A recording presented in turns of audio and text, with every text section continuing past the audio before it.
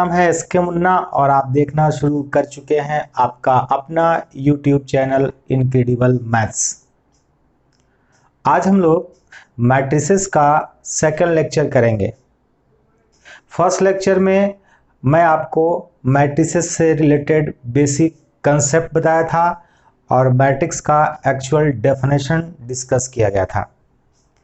आज हम लोग उसी चैप्टर मैट्रिसेस को आगे कंटिन्यू करते हुए आपको पढ़ाऊंगा टाइप्स ऑफ मैट्रिसेस और इस पे कुछ क्वेश्चंस भी करी जाएगी।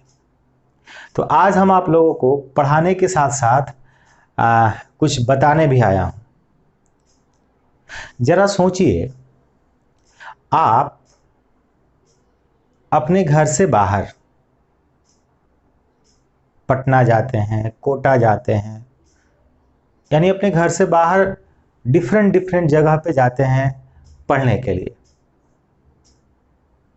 आपके पैसे भी खर्च होते हैं, टाइम भी वेस्ट होता है। सोचिए आपके गार्डियन कितने मेहनत से और कितने मशक्कत करके, कितने प्रॉब्लम बर्दाश्त करके आपको पैसा देते हैं कि मेरा बच्चा जाएगा और पढ़कर अफसर बनेगा। और आपको पता है आप क्या कर रहे हैं? सोचिए, आप खुद सोचिए कि आप क्या कर रहे हैं। मैं कैसे कह सकता हूं कि आप क्या कर रहे हैं? हो सकता है कि आप ईमानदारी से मेहनत कर रहे हो सकता है आप ईमानदारी से मेहनत नहीं कर रहे हो। ये दोनों बातें तो ठीक है, साथ साथ एक मैं छोटी सी एग्जांपल देना चाहूंगा आपको। आप एक मोबाइल खरीदने जाते हैं तो उस मोबाइल के बारे में ना जाने कितने फीचर्स आप पता करते हैं, जैसे में मोबाइल का screen size, battery backup, stand by, talk time, उसका गोरिल्ला ग्लास है या नहीं,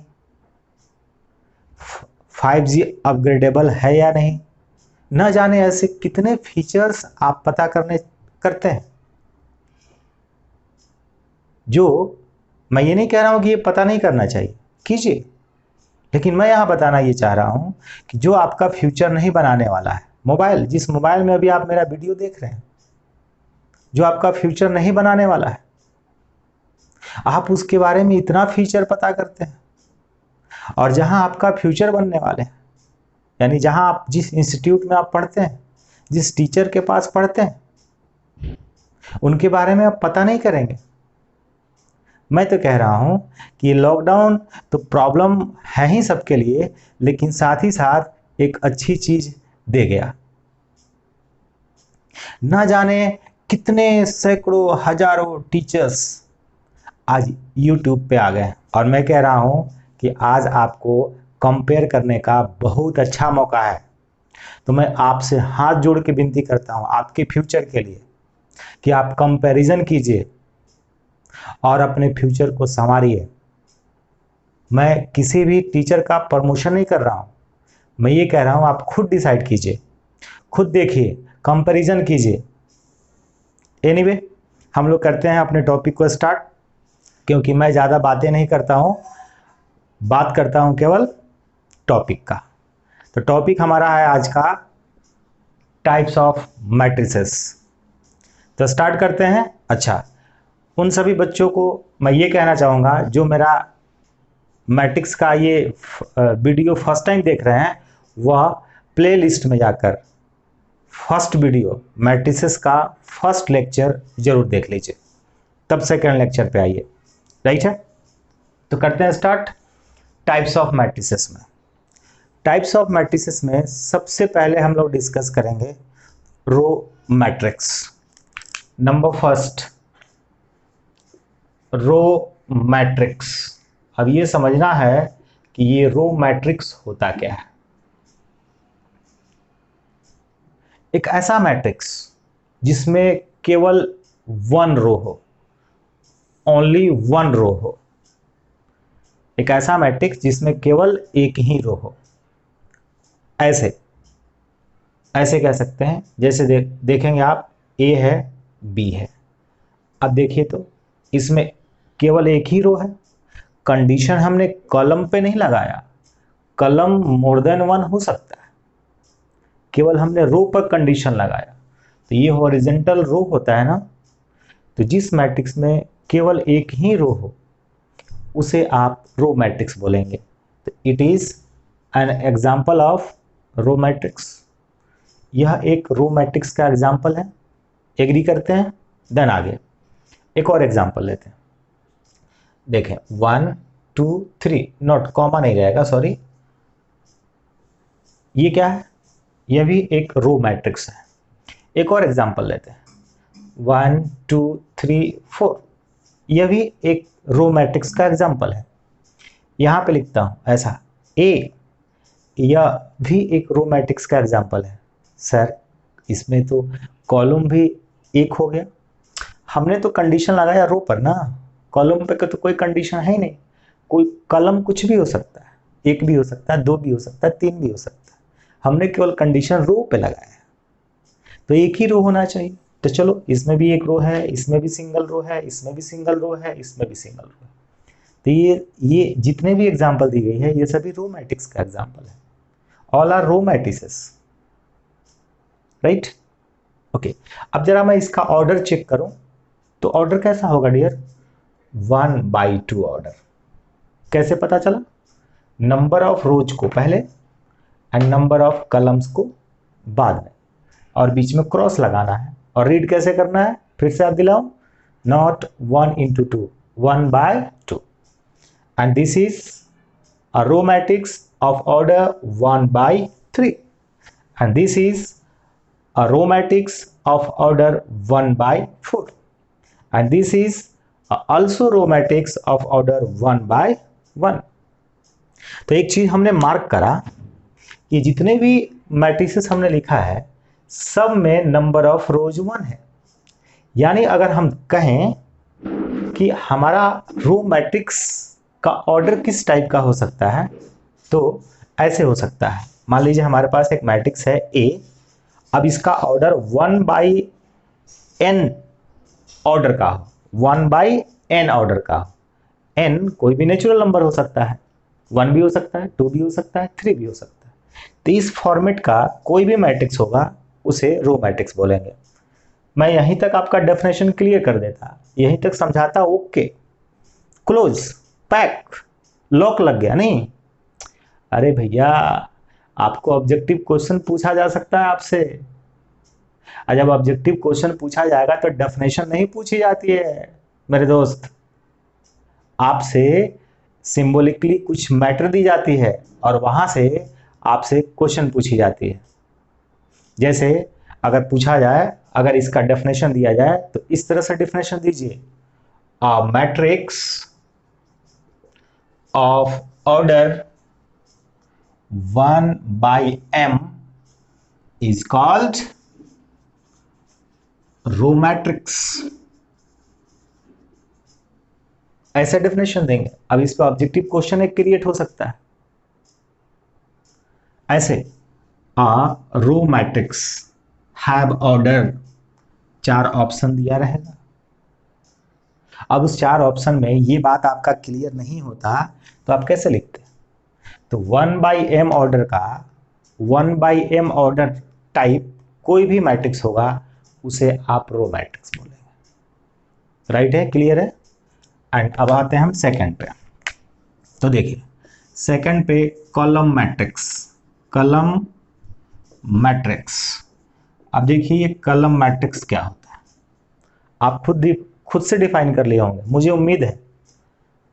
रो मैट्रिक्स जिसमें single row, a matrix having only one row is called row matrix. तो उसी से आप आइडिया लगाएंगे कि कॉलम मैट्रिक्स में क्या होता होगा। तो अ matrix having only one column is called column matrix.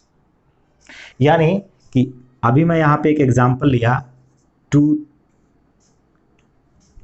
2 4, ये एक कॉलम मैट्रिक्स का एग्जांपल है जिसमें सिंगल कॉलम है, एक से ज्यादा रो हो सकता है, उस पर कोई कंडीशन नहीं है। कंडीशन तो हम लोगों ने केवल किस पे लगाया, कलम पे।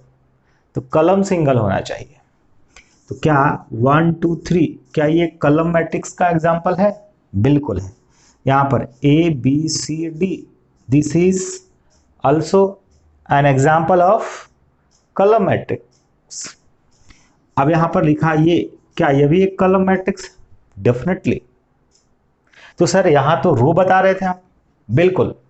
तो every 1 by 1 order matrix, every 1 by 1 order matrix is row matrix as well as column matrix. यानी ये रो मैट्रिक्स भी और कॉलम मैट्रिक्स भी है।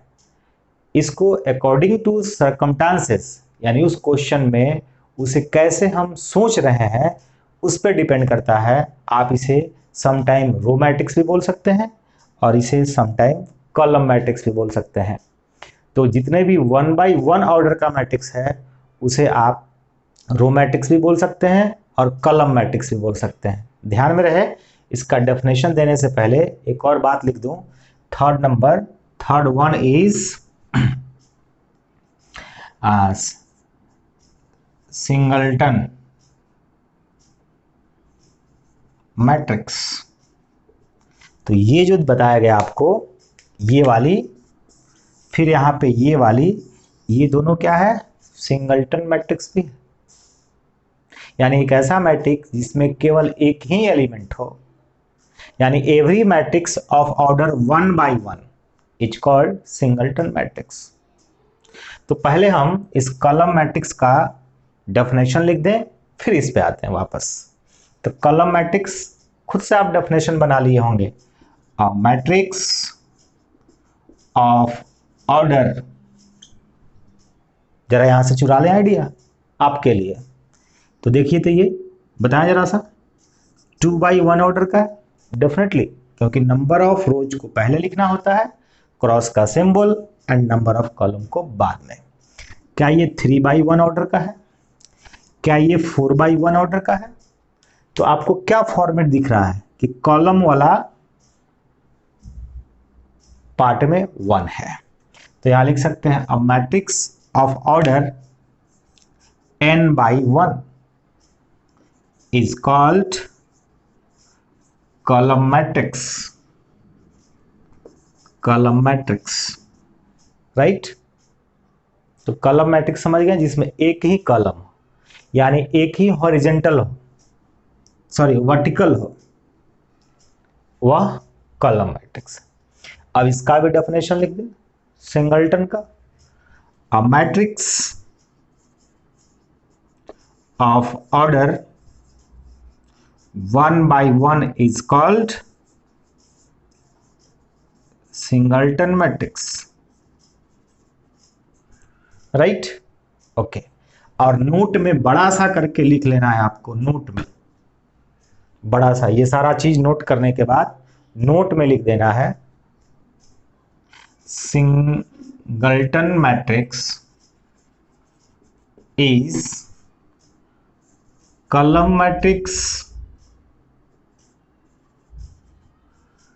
as well as row matrix, right है? तो आप इसका स्क्रीनशॉट ले लीजिए या वीडियो पॉज करके नोट कर लीजिए, राइट? अब नेक्स्ट हम बात करते हैं नंबर 3 पे, वह है रेक्टेंगुलर मैट्रिक्स।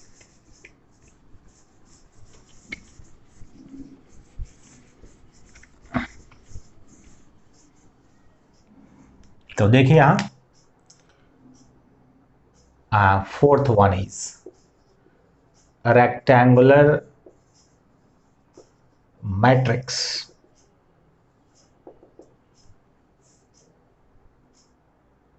एक ऐसा मैट्रिक्स जिसका शेप रेक्टेंगल की तरह दिखाई दे रहा हो, वह रेक्टेंगुलर मैट्रिक्स, देखने में रेक्टेंगल की तरह दिखाई दे रहा हो, ठीक है ना?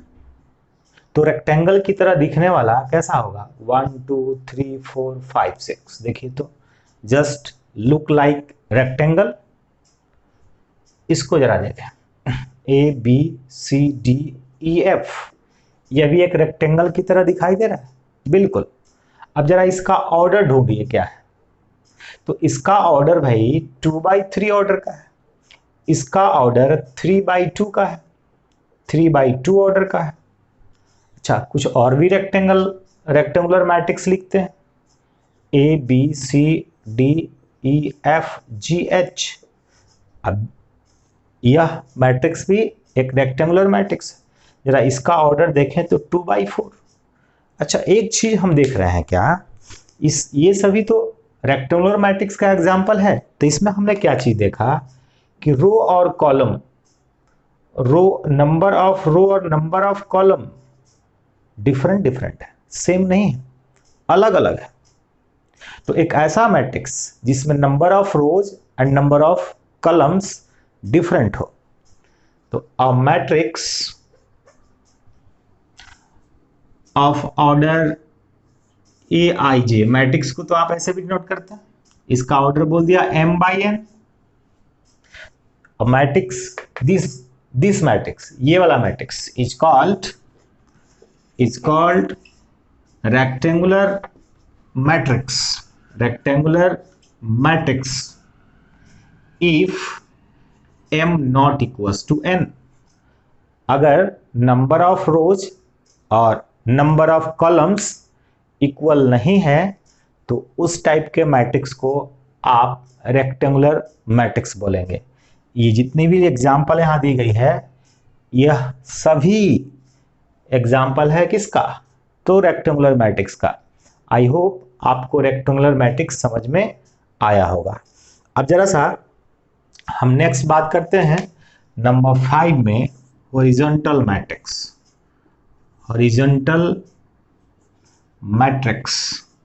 अब ये देखिए हॉरिजॉन्टल मैट्रिक्स होता क्या है, राइट है। हॉरिजॉन्टल यानी जिसका शेप हॉरिजॉन्टल में दिखाई दे रहा है, हॉरिजॉन्टल टाइप से, ठीक है ना, ओके।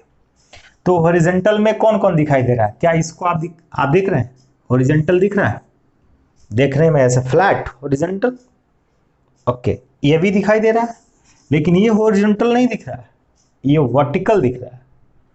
तो ये दोनों हॉरिजॉन्टल मैट्रिक्स। तो अल्टीमेटली आप कह सकते हैं कि हॉरिजॉन्टल मैट्रिक्स एक ऐसा रेक्टेंगुलर मैट्रिक्स है जिसमें number of columns number of रोज से ज्यादा है।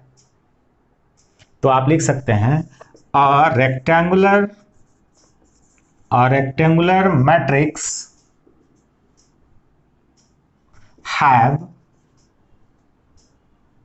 a rectangular matrix यहां लिख दें ऐसे, aij m/n is called horizontal matrix if, क्या if, नंबर ऑफ रोज ज्यादा या नंबर ऑफ कॉलम ज्यादा।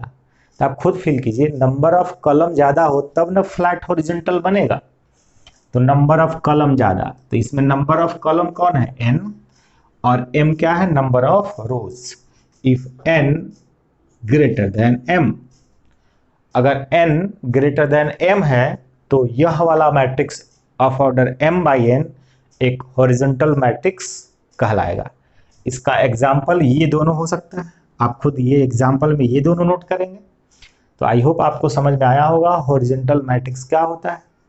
हॉरिजॉन्टल मैट्रिक्स जिसमें number of rows number of column से कम हो, number of column number of रोज से ज्यादा हो, दोनों का मतलब एक ही है।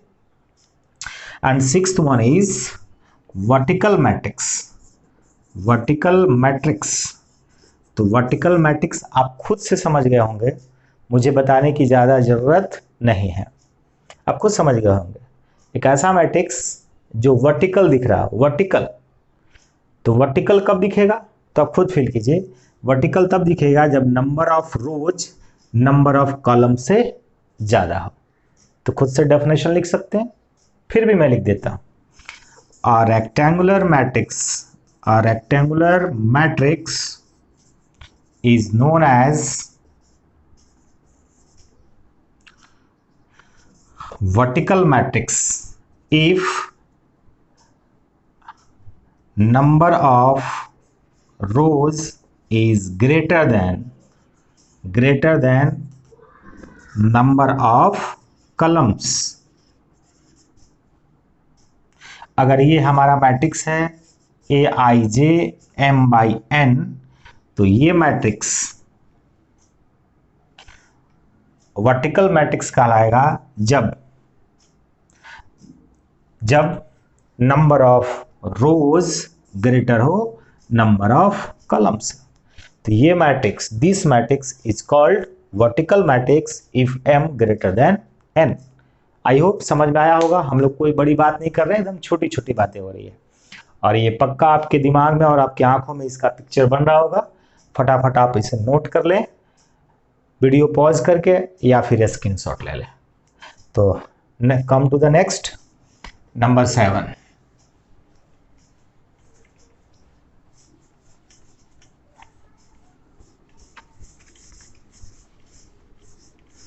Number 7 is a square matrix. A square matrix.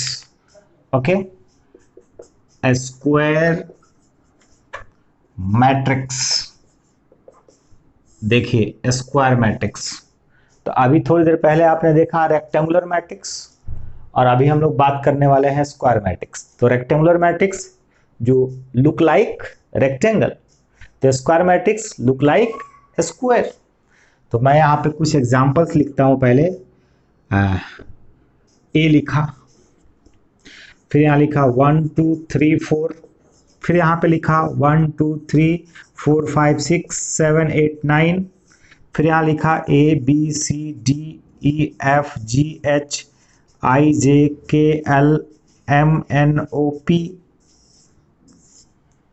all are examples of square matrix। तो ये स्क्वायर मैट्रिक्स का एग्जाम्पल है, तो इसमें कौन सी खास बात है? खास बात ये है कि ये 1 बाई 1 का है, ये 2 बाई 2 ऑर्डर का है, ये 3 बाई 3 ऑर्डर का है, ये 4 बाई 4 ऑर्डर का है। तो आप समझ गए होंगे कि एक ऐसा मैट्रिक्स जिसमें number of rows and number of column both are equal. तो एक ऐसा मैट्रिक्स जिसमें number of rows and number of columns equal हो। तो नंबर ऑफ रोज और नंबर ऑफ कॉलम्स इक्वल वाले जितने भी मैट्रिक्स होंगे वो सभी मैट्रिसेस स्क्वायर मैट्रिसेस कहलाएंगे। तो इसका डेफिनेशन लिख लिया जाए। अ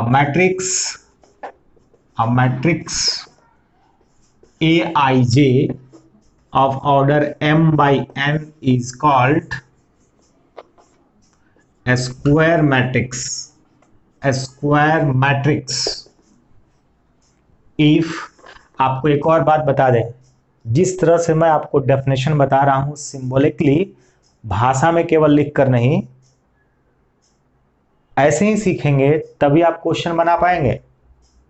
एनसीईआरटी में ऐसे बहुत सारे क्वेश्चंस भी हैं।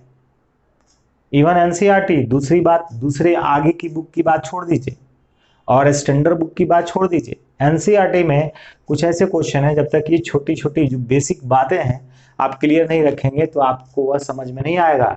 वही काम करेंगे रट्टा लगाने वाला। आया, फार्मूला लिखा, क्वेश्चन बनाओ, रट लो बेटा, ऐसे नहीं होता। पढ़ने के लिए कंसेप्ट क्लियर रखना होता है। कंसेप्ट क्लियर रखोगे तभी तुम्हारा कुछ हो सकता है भाई, अदरवाइज कुछ नहीं होगा।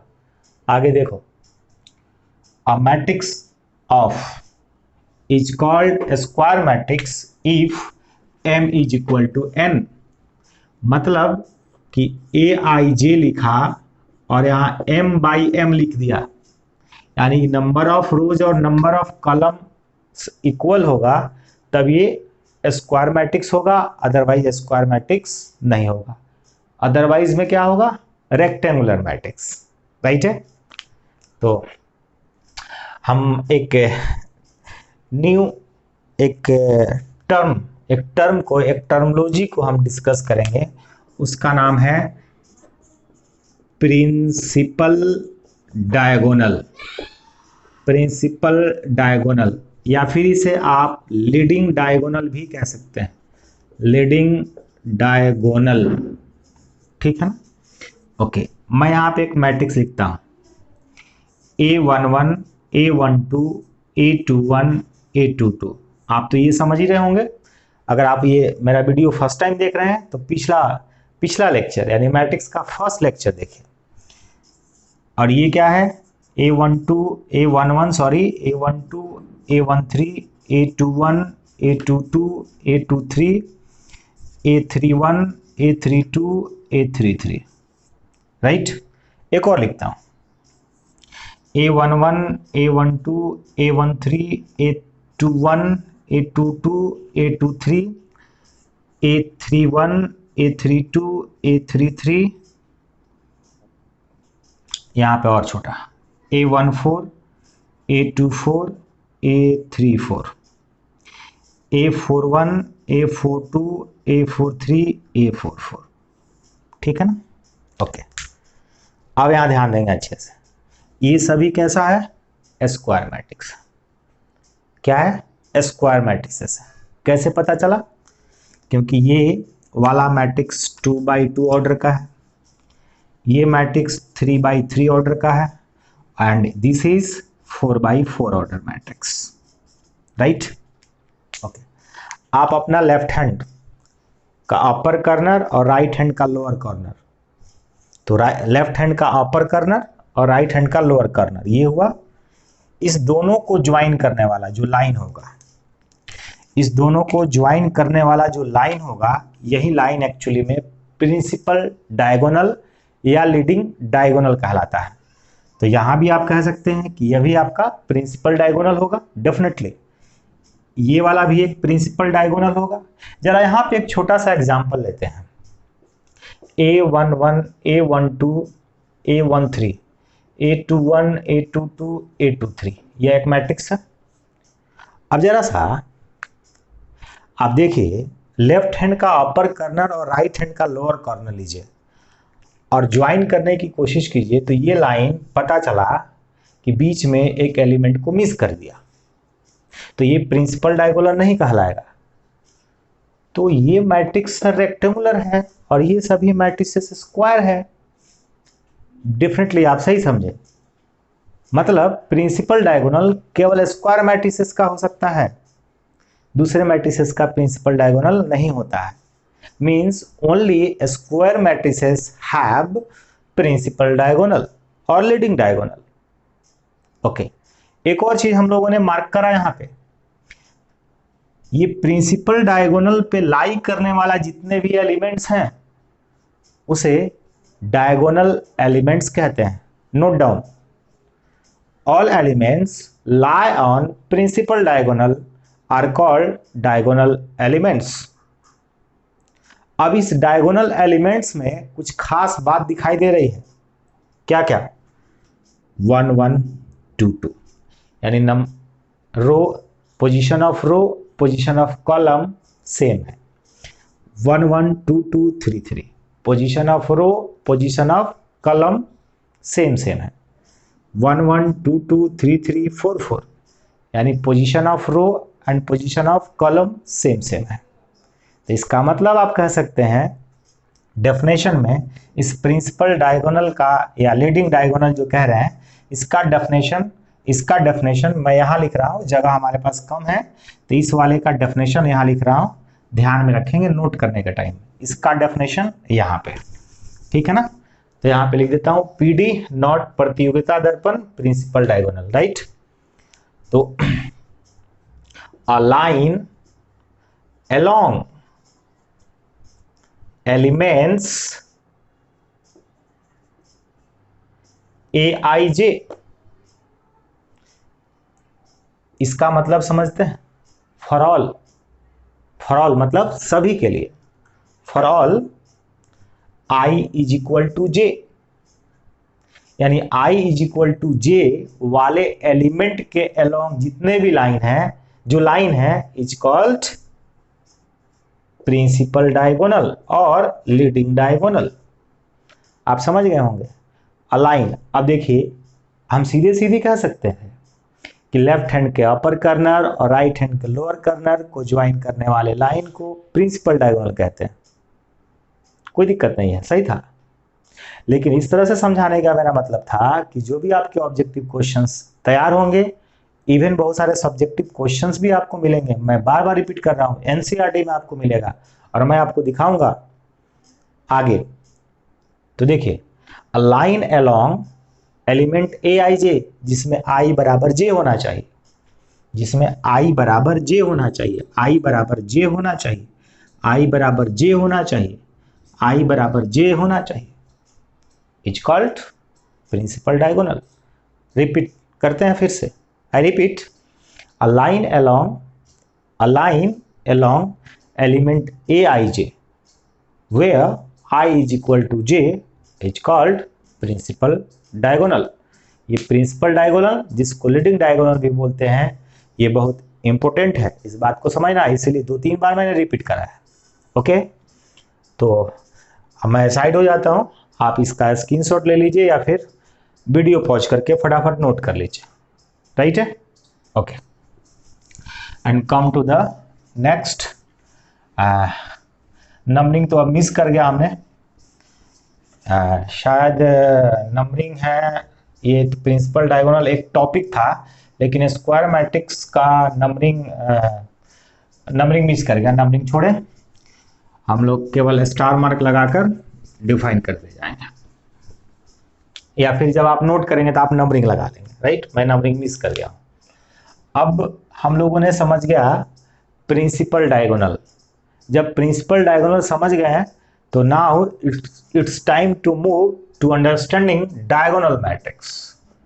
डायगोनल मैट्रिक्स, तो देखिए ये डायगोनल मैट्रिक्स क्या होता है। राइट, डायगोनल मैट्रिक्स, तो देखिए मैं लिखता हूं यहां पे, ध्यान से समझिए, 1 0 0 2। कुछ और एग्जाम्पल ले रहे हैं, 1 0 0 0 2 0 0 0 3। एक और एग्जाम्पल लेते हैं यहां पे, 2 0 0 2। यहां लेते हैं 5 0 0 5। फिर यहां लेते एक और लेते हैं, एक और 0 0 5। फिर एक और यहां लेते हैं A 0 0 0 A 0 0 0 A। राइट, इस तरह का एक और एग्जांपल लेते हैं, 1 0 0 1। एक और लेते हैं 1 0 0 0 1 0 0 0 1। राइट, ये जितना भी लिखा गया है ये सभी डायगोनल मैट्रिक्स का एग्जाम्पल है। जरा सा मैं देखूं कैमरा ठीक से काम कर रहा है या नहीं। ओके, राइट है। अब देखिए, ये जितना भी लिखा गया है ये सभी डायगोनल मैट्रिसेस हैं। तो क्या आपने ऑब्जर्व किया, क्या ऑब्जर्व किया आपने डियर? आपने ऑब्जर्व करा कि ये है principal diagonal, principal diagonal, principal diagonal.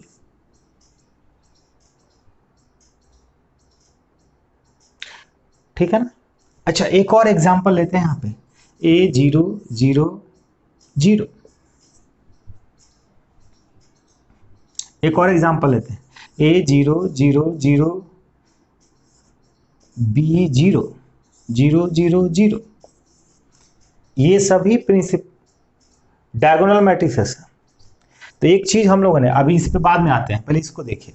तो इसमें हम लोगों ने ऑब्जर्व ये किया कि जो प्रिंसिपल डायगोनल है, प्रिंसिपल डायगोनल को छोड़कर बाकी सभी एलिमेंट 0 है।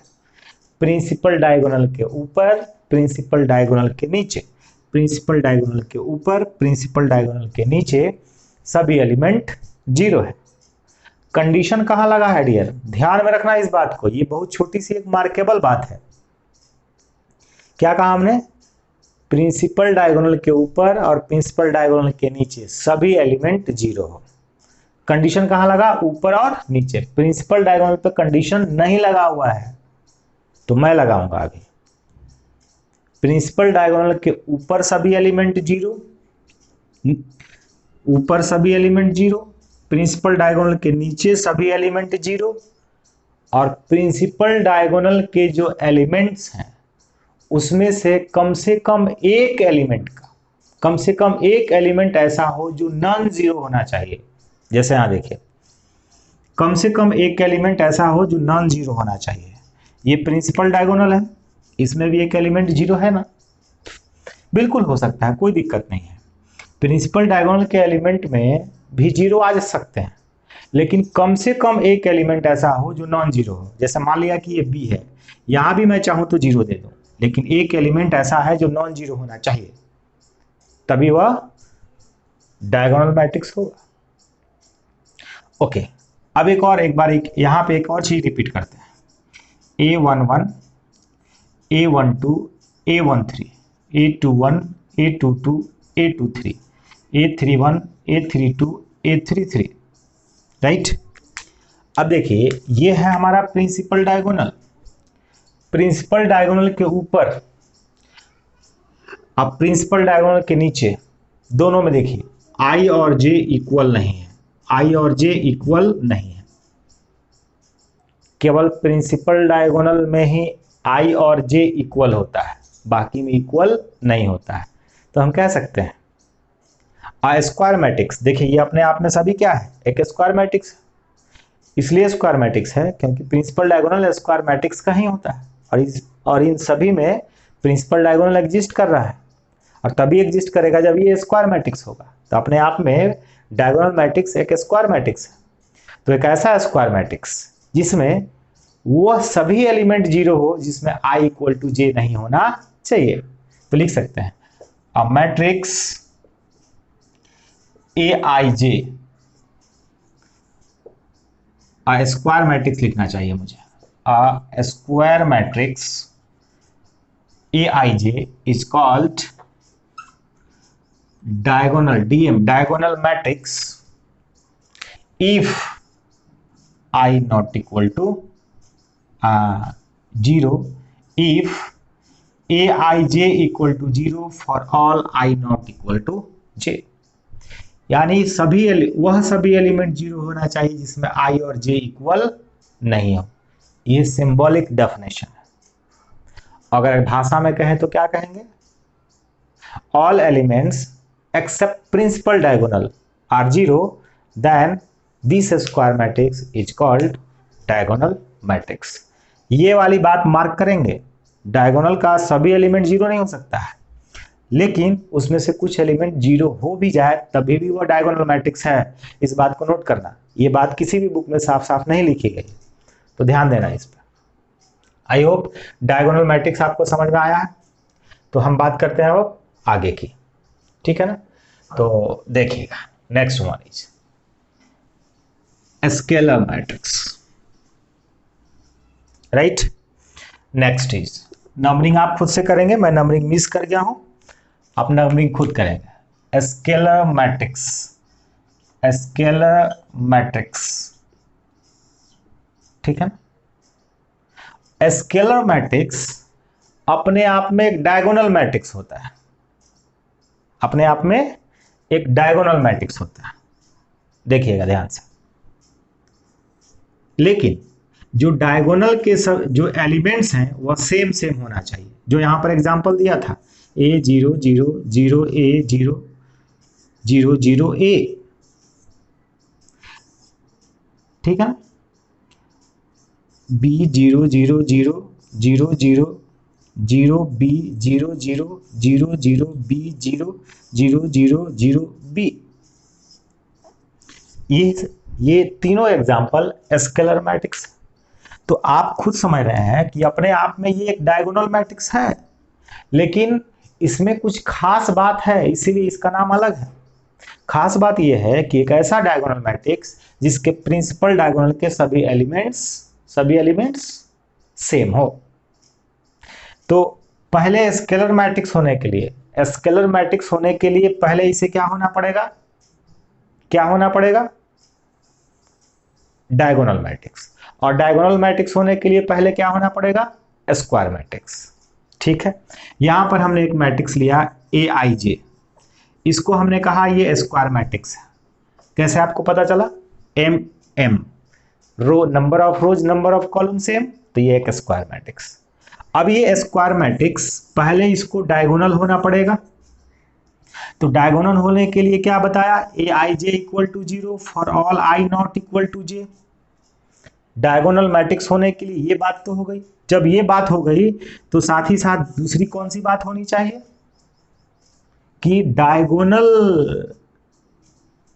का सभी एलिमेंट सेम होना चाहिए, सेम होना चाहिए फॉर ऑल। तो डायगोनल के लिए क्या कहते हैं? I equal to J। यहाँ I इक्वल टू J होता है ना, I इक्वल टू J होता है, I इक्वल टू J होता है, I इक्वल टू J होता है। तो I इक्वल टू J के लिए जितने भी एलिमेंट है वो सभी सेम होना चाहिए, और I not equal to J के लिए सभी एलिमेंट 0 होना चाहिए। तो ये बताया कि हम डायगोनल हैं, और साथ साथ ये भी बात हो गया तो कहेगा कि हम स्केलर हैं। तो स्केलर मैट्रिक्स पहले अपने आप में क्या है? डायगोनल है। तो ये ठीक से नहीं चल रहा है। Diagonal matrix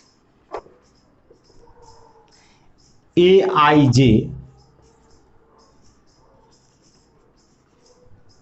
is called a scalar matrix if AIJ is equal to constant for all I equal to J। अगर इसको एकदम कंप्लीट भाषा में बोले तो कहेंगे कि a diagonal matrix is called a scalar matrix if all elements of principal diagonal are same। Principal diagonal का सभी एलिमेंट अगर सेम है तो वह एक स्केलर मैट्रिक्स है, राइट। तो इसका मतलब सर ये भी स्केलर मैट्रिक्स होगा? बिल्कुल ये भी स्केलर मैट्रिक्स है, बिल्कुल ये भी स्केलर मैट्रिक्स है, यह भी एक स्केलर मैट्रिक्स है, ठीक है ना। कोई बड़ी बात तो नहीं कह दी हमने, बिल्कुल। तो इसे नोट कर लें फटाफट। अब बात करते हैं नेक्स्ट, हम लोग नेक्स्ट बात करेंगे, यहां पे लिखता हूं यूनिट मैट्रिक्स या आइडेंटिटी मैट्रिक्स, ठीक है ना, या फिर इसे आप यूनिट मैट्रिक्स भी कह सकते हैं। इसका डिस्कशन करेंगे। अगर आप ये नोट कर लिए हैं तो मैं आपको एक चीज बताऊं, देखिए इसे मिटा दे रहा हूं और इसकी जगह पर आ गया अब आइडेंटिटी या यूनिट मैट्रिक्स। तो इसमें क्या है कि आइडेंटिटी या यूनिट मैट्रिक्स का मतलब ये है कि पहले उसे क्या होना चाहिए? एक डायगोनल मैट्रिक्स। और इसमें स्केलर मैट्रिक्स के लिए बताया गया कि I इक्वल टू J के लिए कांस्टेंट होना चाहिए। अब मैं कह रहा हूं कि ये कांस्टेंट क्या, अगर इस कांस्टेंट को फिक्स कर दिया या हमेशा के लिए, तो हमेशा के लिए इस कांस्टेंट को हमने 1 फिक्स कर दिया। अगर 1 फिक्स कर दूं तब ये यूनिट मैट्रिक्स बन जाएगा, यूनिट मैट्रिक्स बनेगा। तो इसका मतलब ये यूनिट मैट्रिक्स बिल्कुल है। क्या ये यूनिट मैट्रिक्स है? तो बिल्कुल है। ये यूनिट मैट्रिक्स है? तो नहीं है, क्योंकि 1 1 होना चाहिए। यानी एक ऐसा स्केलर मैट्रिक्स जिसके प्रिंसिपल डायगोनल के एलिमेंट्स यूनिटी होना चाहिए, 1 होना चाहिए। तो ये तो 1 1 नहीं है, तो इसका मतलब ये भी नहीं होगा यूनिट मैट्रिक्स, ये भी यूनिट मैट्रिक्स नहीं होगा, लेकिन ये दोनों यूनिट मैट्रिक्स होगा। तो ये 2x2 ऑर्डर का यूनिट मैट्रिक्स है, तो इसे I2 से डिनोट करेंगे। I2 लिखा हुआ कहीं भी दिखाई देगा तो आप समझ जाओ कि अच्छा 2x2 ऑर्डर का यूनिट मैट्रिक्स है, यानी 1 0 0 1। इसको आप किससे डिनोट करेंगे? समझ गए होंगे आप, I3 से, यानी कि ये 3x3 ऑर्डर का एक यूनिट मैट्रिक्स, ठीक है ना। अब यहां पर जो हम यहां पर सेम लिखे हैं इसकी जगह पर क्या लग दें? 1, यानी एक ऐसा स्क्वायर मैट्रिक्स जिसके प्रिंसिपल डायगोनल को छोड़कर सभी एलिमेंट 0 हो और प्रिंसिपल डायगोनल के सभी एलिमेंट 1 हो। I इक्वल टू J मतलब principal diagonal, I not equal to J मतलब प्रिंसिपल डायगोनल के ऊपर और नीचे। It clear? Okay. Unit matrix समझ में आ गई? ओके, अब हम बात करते हैं नेक्स्ट ट्रायंगुलर मैट्रिक्स। ठीक है ना? तो देखो डियर, ट्रायंगुलर मैट्रिक्स क्या होता है? ट्रायंगुलर मैट्रिक्स नाम थोड़ा सिमिलर लग रहा है रेक्टेंगुलर, तो कंफ्यूज नहीं हो जाना है। यहां ट्रायंगुलर अब पहले पढ़े थे वो रेक्टेंगुलर था। अब देखिए, ये रेक्टेंगुलर मैट्रिक्स दो टाइप के होते हैं। एक होता है अपर ट्रायंगुलर मैट्रिक्स, ये क्या लिखे? Upper triangular matrix. और दूसरा लोअर ट्रायंगुलर मैट्रिक्स। समझे? यहां पे लिखता हूं A11, A12, A13, A21, A22, A23, A31, A32, A33। ढूंढे प्रिंसिपल डायगोनल कौन है? ये वाला है। ठीक है ना? अब जरा देखिए, ये वाला प्रिंसिपल डायगोनल के ऊपर है। प्रिंसिपल डायगोनल के जो ऊपर है उसमें देखिए, पहले वाला आई होता है, बाद वाला जे होता है ना? पहले वाला आई, बाद वाला जे। तो ऊपर सभी में आई छोटा है जे से, है ना जी? देखिए, आई छोटा है जे से, आई छोटा है जे से। और नीचे जितना भी है उन सभी में देखिए, आई बड़ा है जे से, आई बड़ा है जे से, आई बड़ा है जे से। इसलिए इसको समझाया क्योंकि इसको डिफाइन करने के लिए इसको मैं यूज करूंगा। ठीक है ना? अपर ट्रायंगुलर बोला मतलब कि एक ऐसा स्क्वायर मैट्रिक्स, एग्जांपल पहले लेते हैं। ए अपर ट्रायंगुलर बोला, B C 0 D E 0 0 F. तो देखिए, ये हमारा प्रिंसिपल डायगोनल है। अपर तो उल्टा, नीचे। अपर मतलब आप समझ रहे हो, ऊपर, तो उल्टा क्या हुआ? लोअर, नीचे। तो अपर बोला तो नीचे वाला सभी एलिमेंट 0 होना चाहिए। प्रिंसिपल डायगोनल के नीचे सभी एलिमेंट 0 होना चाहिए। अच्छा, लोअर ट्रायंगल के लिए आप खुद समझ गए होंगे। देखिए, यहां लिख दिया A 0 0 B C 0 D E F। तो ये क्या है डियर? तो प्रिंसिपल डायगोनल के ऊपर सभी एलिमेंट देखिए 0 है, तो इसे हम कहेंगे लोअर ट्रायंगुलर। उल्टा होता है, अपर बोले तो नीचे वाला में 0, लोअर बोले तो ऊपर वाला में 0। तो अब इसको डिफाइन करा जाए तो कैसे करा जाएगा? A square matrix is known as upper triangular matrix if Aij equal to 0। मतलब एलिमेंट्स 0। कौन वाला एलिमेंट 0? नीचे वाला। तो नीचे वाला के लिए i बड़ा है j से, for all i greater than j। इसका भी आप डेफिनेशन खुद कह सकते हैं। A square matrix is called lower triangular matrix if Aij equal to 0। मतलब एलिमेंट 0। कौन वाला एलिमेंट 0? तो ऊपर वाला एलिमेंट 0। और ऊपर वाला में i लेस देन j होता है, यानी for all i less than j। I hope यहां तक समझ में आया होगा, कोई दिक्कत नहीं है। And come to the next, zero matrix, right.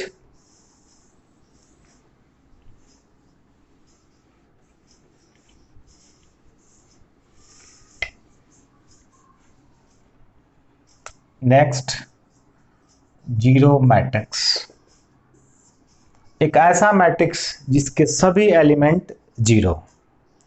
एक ऐसा मैट्रिक्स जिसके सभी एलिमेंट 0।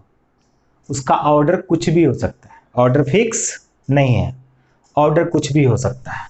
यानी कि यह भी एक जीरो मैट्रिक्स है, यह भी एक जीरो मैट्रिक्स है, यह भी एक जीरो मैट्रिक्स, ये भी एक जीरो मैट्रिक्स, यह भी एक जीरो मैट्रिक्स, यह भी एक जीरो मैट्रिक्स, राइट।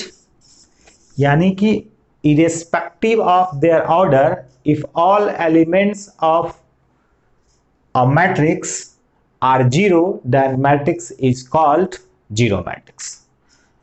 ऑर्डर को बिना ध्यान में रखते हुए, किसी भी ऑर्डर का हो सकता है। बहुत बार क्या होता है, हम गलत समझ बैठते हैं कि केवल स्क्वायर मैट्रिक्स का सभी एलिमेंट जीरो होगा तो वह जीरो मैट्रिक्स होगा। ऐसा नहीं है, क्वेश्चंस ज्यादा उस पर दिखाई देते हैं, अलग बात है, लेकिन ऑर्डर कुछ भी हो सकता है, सभी एलिमेंट जीरो होना चाहिए। बस कंडीशन कहाँ है कि सभी एलिमेंट जीरो हो जाना चाहिए। किस ऑर्डर का है लेना देना नहीं है। देखिए ये ऑर्डर 1/1 का है, ये 1/2 ऑर्डर का है, सर ठीक है ना, ये 2/1 ऑर्डर का है, 2/2 ऑर्डर का है, ये 2/3 ऑर्डर का है, ये 3/3 ऑर्डर का है। ऑर्डर कुछ भी हो सकता है, सभी एलिमेंट जीरो होना चाहिए। तो आप खुद से लिख सकते हैं, मैं छोड़ देता हूं। क्या लिखेंगे, if all elements of a matrix, bracket में any order matrix, are zero, then matrix is called zero matrix.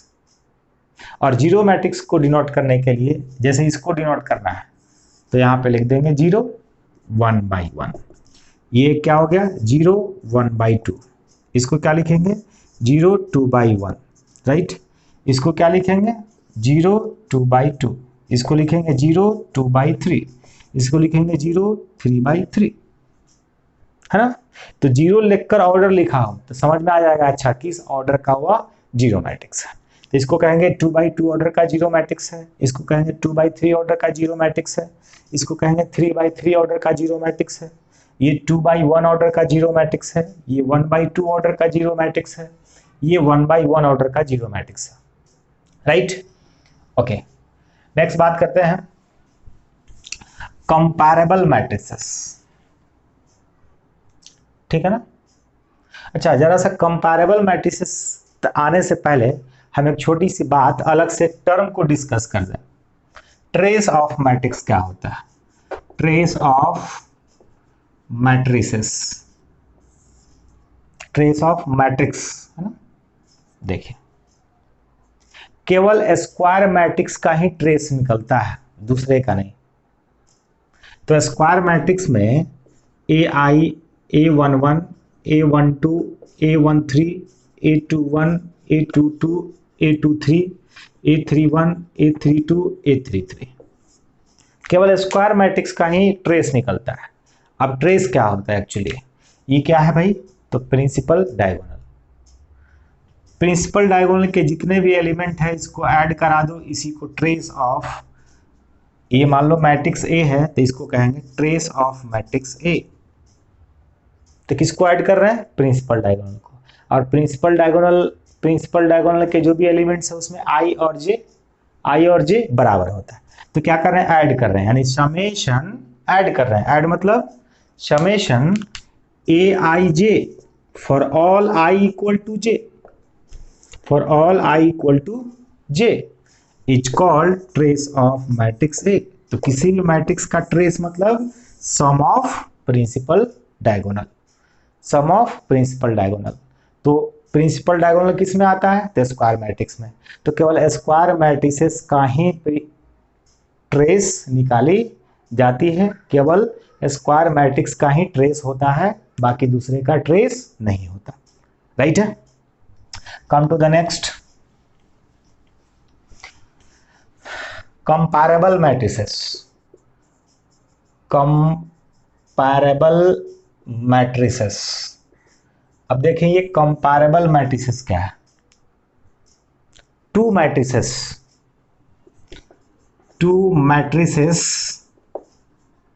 एक AIJ M/N ऑर्डर का एंड दूसरा BIJ R/S ऑर्डर का, ठीक है ना। एक मैट्रिक्स ये और एक दूसरा मैट्रिक्स, ये M/N ऑर्डर का है और ये R/S ऑर्डर का है। said to be comparable if both are same order. दो मैट्रिक्स कंपैरेबल तभी होता है जब दोनों सेम ऑर्डर का हो। तो सेम ऑर्डर का कब हो सकता है? जब ये m r के इक्वल हो। If m equal to r and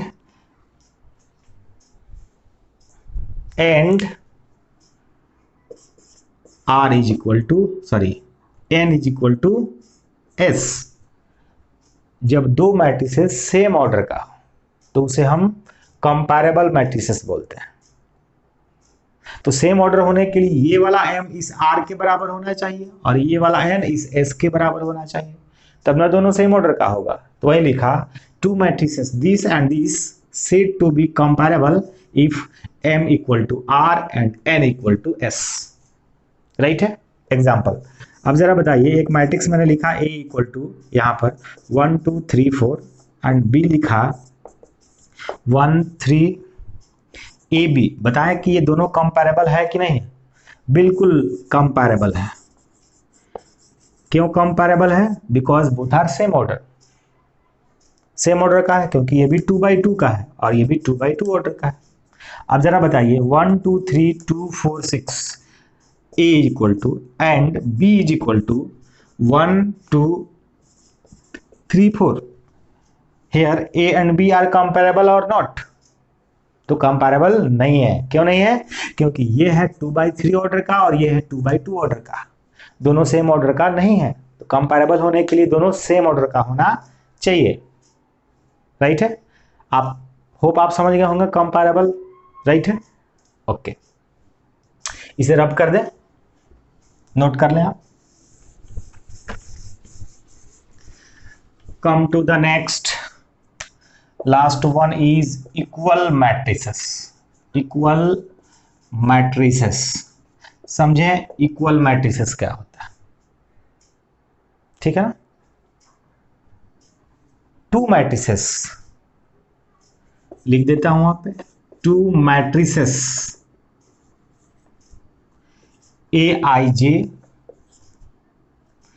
m by n and bij r by s said to be equal। ये दोनों मैट्रिसेस इक्वल होगा अगर, नंबर फर्स्ट बात, दोनों कंपैरेबल होना चाहिए। क्या होना चाहिए? कंपैरेबल। तो अगर दोनों कंपैरेबल है तो कंपैरेबल होने के लिए बोलिए जल्दी, m बराबर r हो एंड n बराबर s हो। m बराबर r हो, n बराबर s हो, मतलब सेम ऑर्डर, मतलब that is same order. Same order. तो पहला कंडीशन, दो मैट्रिक्स को इक्वल होने के लिए पहला कंडीशन कि वह कंपैरेबल होना चाहिए, यानी सेम ऑर्डर का होना चाहिए। And second one is A I J क्या है? ये एक एलिमेंट है और बी आई जे क्या है? भी एक एलिमेंट है। इक्वल होना चाहिए means corresponding elements are equal. Example देखिए, x y 2 3 और यहां लिख दिया 1 2 2 3। अब ये दोनों मैट्रिक्स तब इक्वल हो सकता था जब इसके कॉरस्पॉन्डिंग एलिमेंट्स इक्वल हो। कॉरस्पॉन्डिंग यानी x के कॉरस्पॉन्डिंग 1 है। कैसे कॉरस्पॉन्डिंग समझाया? ये a11 ये b11, तो a11 बराबर b11 यानी x बराबर 1 एंड ये क्या है? a12 और ये क्या है? b12। तो a12 b12 बराबर होना चाहिए, तो बराबर 2, यानी कॉरस्पॉन्डिंग एलिमेंट्स x का कॉरस्पॉन्डिंग 1, y का कॉरस्पॉन्डिंग 2, 2 का कॉरस्पॉन्डिंग ये वाला 2, इस 3 का कॉरस्पॉन्डिंग ये वाला 3। कॉरस्पॉन्डिंग एलिमेंट्स अगर इक्वल है तब वह मैट्रिक्स इक्वल कहलाएगा। ठीक है ना। ओके, ठीक है। कुछ एग्जाम्पल लेते हैं हम लोग, अच्छे एग्जाम्पल जो एग्जाम्स में पूछे गए हैं। तो मैं एक एग्जाम्पल लेता हूं, देखिएगा। मैं आपसे कह दूं find x if x minus y 2x plus y 7 is equal 3187। तो अगर ये इक्वालिटी होल्ड करता है तो इसमें से x की वैल्यू निकालिए। तो इक्वल कब होता है, अभी अभी आपने पढ़ा, जब करस्पॉन्डिंग एलिमेंट्स आर इक्वल। तो x के इक्वल कौन होना चाहिए, 3, मिल गया x की value. And x minus y किसकी इक्वल होना चाहिए, तो 1 के इक्वल। तो अभी हमें x की वैल्यू निकाली है, 1 को इधर उचका के लाया, -1 बराबर y। इस तरह से y की वैल्यू 2 मिला। Finally x equals to 3 and y is equal to 2। It will be the right answer. Okay, ठीक है ना। तो एक और एग्जांपल लेते हैं।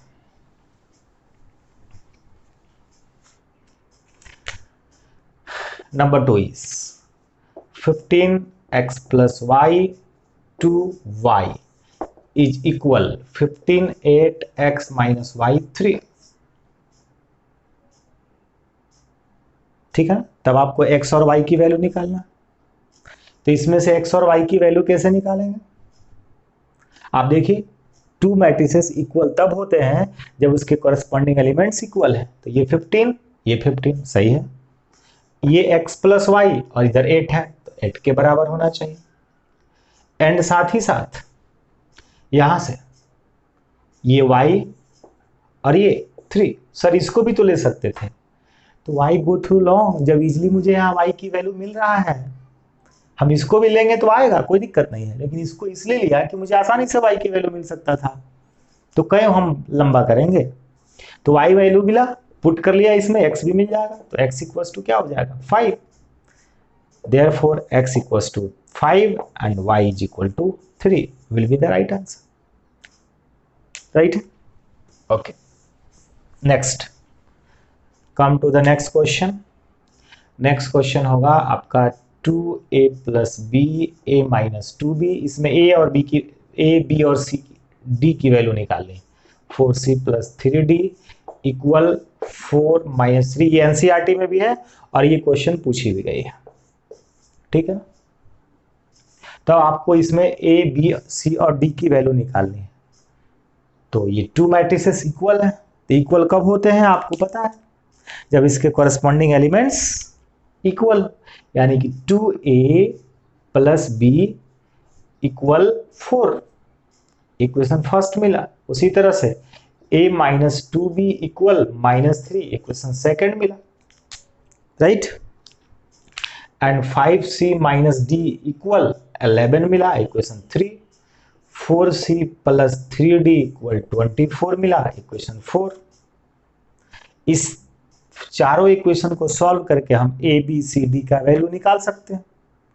अब मार्कर चल नहीं रहा है और लॉकडाउन में सारा चीज़ बंद है, मार्कर का इंक खत्म हो चुका है और मैं कोशिश करता हूं कि कहीं से इंक का बंदोबस्त करूं आप लोगों के लिए। तो हम लोग फिर नेक्स्ट क्लास में आगे की बातें करेंगे और इसको आप खुद से सॉल्व कर लीजिएगा। एक और मैं क्वेश्चन लिख देता हूं। Question is if x minus y 2y plus z x plus y equal 1495 then find x plus y plus z. तो ये फर्स्ट क्वेश्चन फिलहाल ये आपके लिए है और सेकंड क्वेश्चन। तो ये दोनों क्वेश्चन को आप कंप्लीट करके हमें आंसर कमेंट करेंगे और नेक्स्ट क्लास में हम लोग ऑपरेशन ऑन मैट्रिसेस यानी अलजेब्रा ऑफ मैट्रिसेस बात करेंगे, जैसे addition, subtraction, multiplication, scalar multiplication and वगैरह वगैरह। और उसके बाद हम लोग डिस्कस करेंगे सिमेट्रिक मैट्रिक्स क्या होता है, एंटी सिमेट्रिक मैट्रिक्स क्या होता है, सिंगुलर मैट्रिक्स क्या होता है। ये सब स्पेशल टाइप ऑफ मैट्रिसेस है। सिंगुलर मैट्रिक्स क्या होता है, नॉन सिंगुलर मैट्रिक्स क्या होता है, फिर उसके बाद आइडेम पोटेंट, नील पोटेंट, और फिर पीरियोडिक मैट्रिसेस क्या होता है, इनवॉलेंट्री मैट्रिक्स क्या होता है, ठीक है ना, ऑर्थोगोनल मैट्रिसेस क्या होता है, ठीक है ना, यूनिटरी मैट्रिसेस क्या होता है, ये सारा चीज हम लोग डिस्कशन करेंगे। राइट है, ओके।